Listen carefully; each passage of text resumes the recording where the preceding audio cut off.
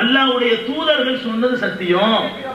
அதே மாதிரி என்ன பண்றோம், சத்தியத்துக்கு நம்ம என்ன அளவுகோல் வச்சிருக்கிறோம்? இன்னைக்கு கருத்து வேறுபாடு வருது.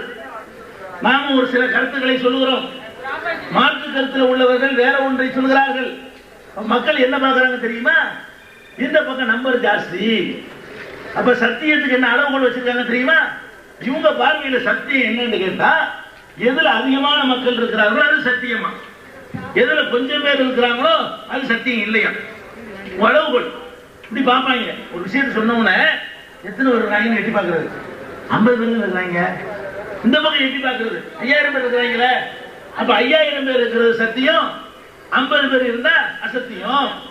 இப்படி நினைத்துக் கொண்டு பல காரியங்களை செய்கிறார்கள். நீங்க எந்த ஒரு விஷயத்தையும் சொல்லி பாருங்களேன். இதை எதிர்ப்பதற்கு முக்கியமான காரணம் வந்து நம்ம பின்னாடி இருக்கக்கூடிய மக்கள் தொகை தான் பார்க்கறாங்க. மக்கள் தொகை அதிகமாக இருந்தா அது சரியான மார்க்கம், மக்கள் தொகை குறைவாக இருந்தா அது தவறான மார்க்கம். இது சத்தியத்துக்கு தான் அளவுகோலா? இப்படி அதிகமான மக்கள் செய்வது சத்தியம் என்று அங்கீகரிச்சிருக்கிறானா? மறுக்கிறான். அல்ல என்ன மறுக்கிறான்? திருமலை புராண புரட்டி பார்த்தீங்கன்னு சொன்னா பெரும்பான்மையை பற்றி பல இடங்களில் சொல்கிறான். எப்படி சொல்றான் தெரியுமா? வலாக்கின்னா அக்ஸரன் நாசி லா யஅலமுன், அதிகமான மக்கள் விளங்காதவங்களா இருக்கிறாங்க. அல்லாஹ் சொல்றான். வலாக்கின்னா அக்ஸரன் நாசி லா யஷ்குருன், அதிகமான மக்கள் அல்லாஹ்வுக்கு நன்றி செலுத்தாதவர்களாக இருக்கிறார்கள் அப்படின்னு அல்லாஹ் சொல்லி காட்டுறான்.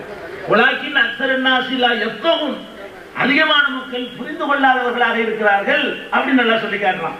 வலாக்கின்னா அக்ஸரன் நாசி லா யூமினுன், அதிகமான மக்கள் நம்பிக்கை உள்ளாதவங்களா இருக்கிறாங்க அப்படிங்கிறான். இந்த அக்ஸரன் நாசி அதிகமானோர் போட்டு ஒவ்வொரு இருக்கா இருக்கிறான். அதிகமான பேர் நன்றி செலுத்துறவனா இல்ல, அதிகமான பேர் ஈமான் கொள்றவனா இல்ல, அதிகமான பேர் புரிஞ்சு கொள்றவனா இல்ல,